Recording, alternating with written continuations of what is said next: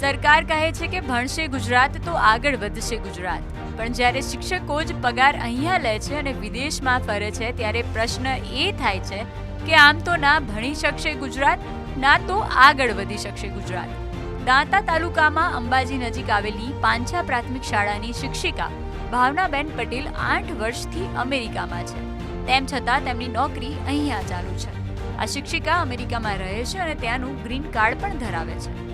સાંભળો શું કહે છે ત્યાંના ઇન્ચાર્જ આચાર્ય. અહીંની મેં જે સિચ્યુએશન જોઈ કે ભાવનાબેન પટેલ નામના એક શિક્ષિકા બેન છે, જેઓ કેટલાય વર્ષથી કહેવાય છે કે 2013થી ગયેલા છે ફોરેન, શિકાગો સ્થાયી છે. હવે એ ત્યાં છે તેમ છતાં અહીંયા સ્કૂલમાં એમનું નામ બોલી રહ્યું છે.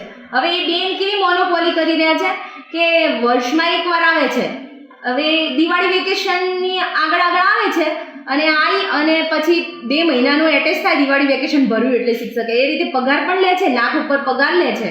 અને ખબર નહીં આટલા વર્ષોથી આ જગ્યા બેનની કેમની સચવાઈ રહી છે. મારા ધ્યાને આવ્યું બાળકોના હિત માટે ને ભાઈ આ આદિવાસી પટ્ટો છે, જ્યારે મોટી મોટી વાતો થાય છે કે આદિવાસી બાળકોને શિક્ષણની જરૂર છે, તો મેં મારી નૈતિક ફરજ બજાવી છે અને આ બાળકો માટે મેં લડત આપી છે. મેં લેખિત અરજીઓ કરી છે, ટીપીઓ શ્રીને ડીપીઓ શ્રીને કરી છે. ટીપીઓ શ્રી તો ખુદ આ વસ્તુને જોઈને ગયા છે, એટલે સુધી આચાર્યને બોલ્યા હતા કે તમે કેમ રિપોર્ટ કરતા નથી, હવે આ બેનને આવતા મહિનાથી નામ ન લખાવવું જોઈએ, આટલે સુધી બોલીને જાય છે ટીપીઓ શ્રી. તેમ છતાં આજે એ વાતને 5 મહિના થયા ભાઈ, કોઈ જ એક્શન લેવાયું નથી. તમારા ક્લાસ ટીચર કોણે? ભાવનાબેન, બરોબર? બોલો ભાવનાબેન.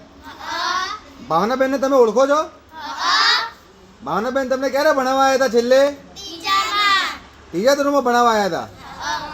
હવે તમે કયા ધોરણમાં છો? ત્રીજા ધોરણ પછી તમને ભણાવવા આવ્યા હતા ભાવનાબેન? નહીં આવ્યા. આ શાળાના બાળકોએ પોતાના શિક્ષકને જોઈ 2 વર્ષ થઈ ચૂક્યા છે.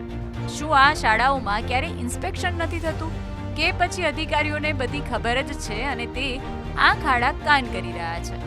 આટલા સમયથી શિક્ષિકા આવી રીતે પગાર લઈ રહ્યા છે તો અધિકારીઓ કેમ કોઈ એક્શન નથી લઈ રહ્યા? તે અહીંયા મોટો પ્રશ્ન છે.